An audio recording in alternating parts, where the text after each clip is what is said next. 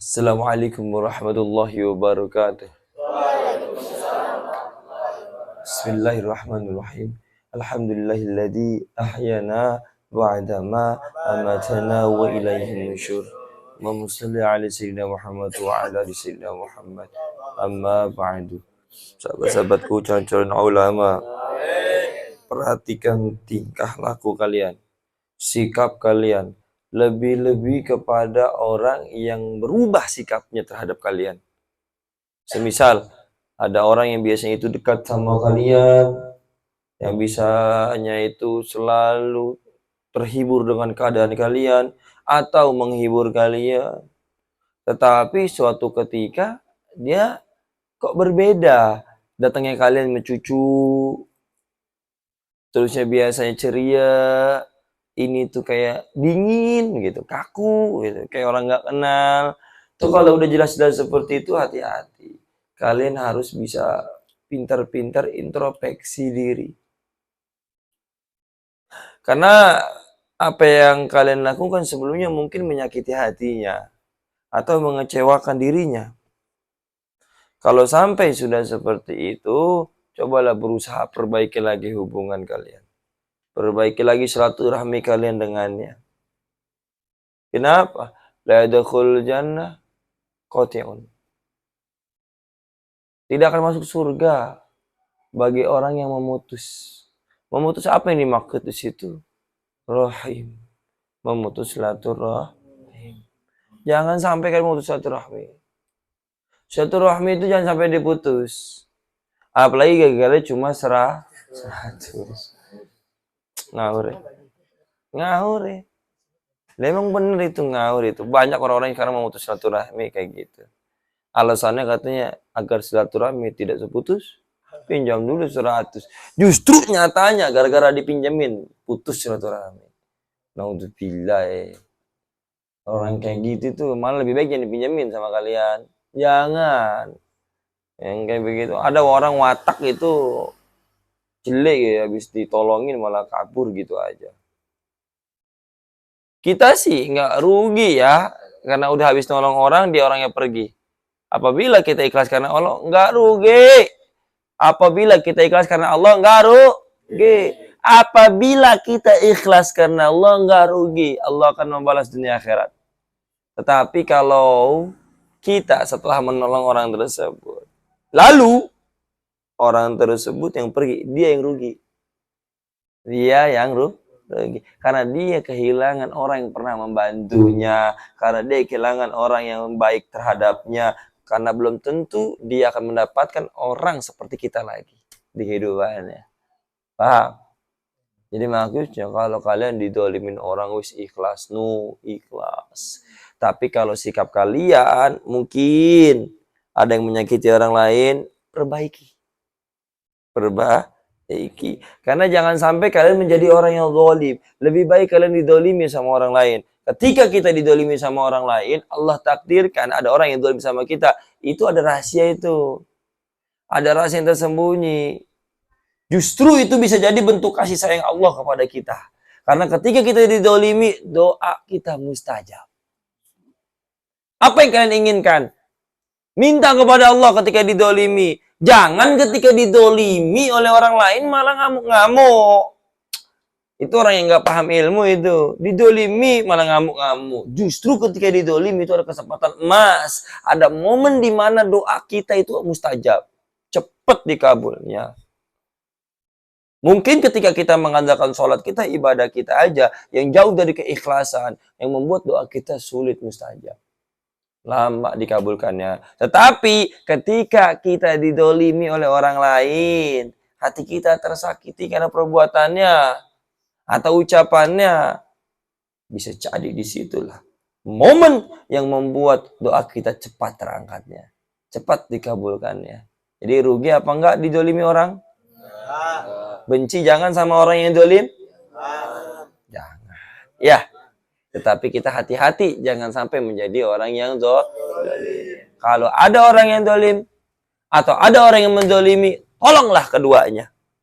Entah kita yang didolimi, atau orang yang mendolimi, naudzubillah, atau kita yang mendolimi, atau orang yang didolimi, tolonglah semuanya. Atau mungkin kalian melihat orang lain, ada yang didolimi atau ada yang mendolimi, tolonglah mereka semuanya. Perintahnya Rasulullah SAW, unsur zaliman au madluman. Unsur, tolonglah. Kamu tolonglah zaliman terhadap orang yang zalim. Yang didolimi. Unsur zaliman. Kamu tolonglah pada orang yang didolimi. Jadi kalau kalian melihat orang yang didolimi, tolong. Jangan kalian malah ketahuin, syukur, mampus, makan tuh, syukurin. Jangan. Kalau ada orang yang didolimi, ditolong. Bagaimana cara nolongnya? Ya, biar terhenti kedoliman itu. Semisal kalian itu ada punya kemampuan nanti di antara kalian ada yang jadi presiden. Ada yang jadi presiden. Maka, mana Abror? Cita-cita jadi presiden katanya. Nah, itu dia. Masih jadi cita-cita presiden, bro. Lanjutin, bro. Jangan malu, malah malu ya. Lanjutin. Kamu kalau jadi presiden ada orang-orang yang dolim. Misalkan ada pihak asing ngambil tanah negara kita. Bantai. Kalau kata Bu Susi mah, tenggelamkan. Embak. Au madluman. Dan tolonglah orang yang zalim. Jadi kita menolong orang yang jangan cuma yang didolimi doang. Yang mendoliminya sekalipun ditolong sama kita. Dengan cara apa? Hentikan kedolimannya. Semisal, ada orang nih lagi bawa sapu. Orang lagi lewat. Ditimpuk-timpukin. Dipukul-pukulin. Atau ada anak kecil di pinggir jalan, megang batu. Setiap ada yang lewat, ditimpuk. Puh, puh, puh, puh, gitu. Atau ada yang lewat, disiram sama kayak air kencing. Ada aja yang zaman kayak gitu loh. Ada yang kayak gitu.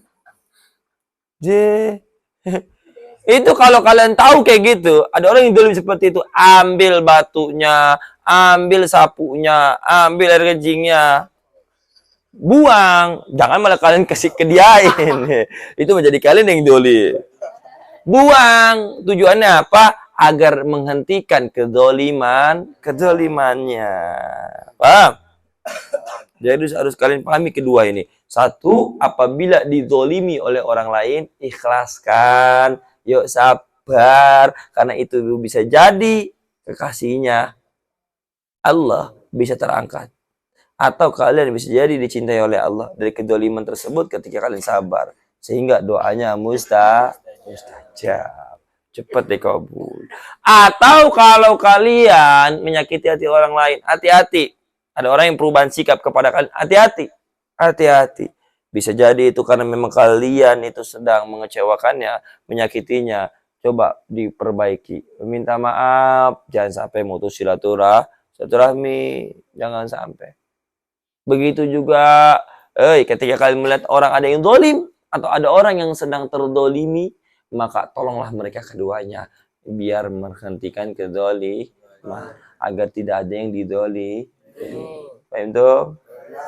Jadilah kalian orang yang berilmu dan jadi orang yang tegas, orang yang berkarakter. Jangan kalian sekedar berilmu tapi kalian itu loh tak ada harga dirinya di mata umat. Harus berkarakter, harus tegas. Bangun karakter kalian dari sekarang. Buat karakter kalian itu ditakuti oleh orang lain. Ketika orang mau maksiat di hadapan kalian takut gitu loh. Ketika ada orang yang mau aneh-aneh di hadapan kalian nggak berani gitu loh. Lakukanlah sesuatu. Bentuk karakter kalian mumpung di pondok nih. Biar nanti ketika kalian pulang, tidak hanya sekedar berilmu, tapi kalian berkarakter menjadi orang yang tegas terhadap kemungkaran. Dan kalian juga menjadi orang yang berkasih sayang kepada makhluk. Harus diimbangi. Kayak aneh di sini loh. Aneh emang tegas. Tapi di sini aneh sisi lain berkasih sayang. Kalau kalian nggak percaya, coba kalian pikir-pikir mana ada pondok yang senikmat ini. Begitu los. Sing penting kalian ngaji, sholat. Iya kan? Sampai hal-hal aja dipikirin bagaimana caranya bisa rihlanya tempat yang asik, nggak mengecewakan. Insyaallah besok nih kita berangkat rihlah nih. Nanti disiapin tempat ini Ji ya. Mulai dari pagi bikin ya. Terusnya persiapkan, dress code-nya warna hitam. Pakai hitam buat foto. Pak, mau koko ke kemeja ke atau plastik hitam ke. Paham? Tapi kalau yang udah hitam mah kulitnya udah nggak usah lah. Caranya kalau nggak ada minjam ke teman, nggak usah beli, minjam aja ya. Paham? Yang ada jubah hitam pakai jubah, yang ada kemeja koko silahkan. Yang terpenting jangan kaos sing guanteng gitu loh. Kalau mau kaos nggak apa-apa, yang penting luarnya ada jaket gitu atau ada jas, yang pokoknya hitam lah. Tapi jangan muka kok hitam. Udah bawaan lahir itu mah. Paham? Jadi bawa 2 salinan. Nanti kan kita di sana main air, ini sekalian tambahan aja nih di luar kultum. Ada nanti kita main air, nanti buat salinan. Pertama kita berangkat tuh hitam semua. Bush. Itu buat foto-foto, nyampe sana kita foto-foto biasa. Ada spanduk My Trip My Al Mubarak. Belum tahu ya nama baru ya. Kita udah 2 kali rihlah. Ini rihlah yang ketiga ini, episode yang ketiga ini. Insya Allah suatu saat rihlahnya ke pantai Mekah.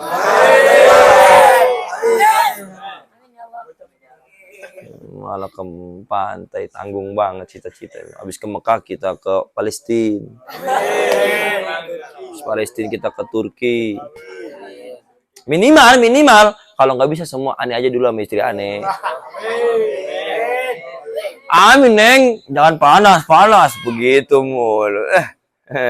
Semoga Allah ridhoi. Amin. Alhamdulillah rabbil alamin. Allahumma shalli ala sayyidina Muhammad wa ala sayyidina Muhammad. Allahumma ya Allah, inna na'udzubika minal hammi wal hazan wa na'udzubika minal azazi wal kasal wa na'udzubika minal azazi wal kasal wa na'udzubika minal azazi wal kasal wa na'udzubika minal jubni wal bukhli wa na'udzubika min ghurabati ad-daini wa qahri rijal. Allahumma inna nas'aluka al-huda wat tuqa wal afafa wal ghina. Allahumma ya muqallibal qulub tsabbit qulubana ala dinik. Allahumma ya musarrifal qulub sarrif qulubana ala ta'atik. Allahumma ya munawwiral qulub nawwir qulubana binuril Qur'an.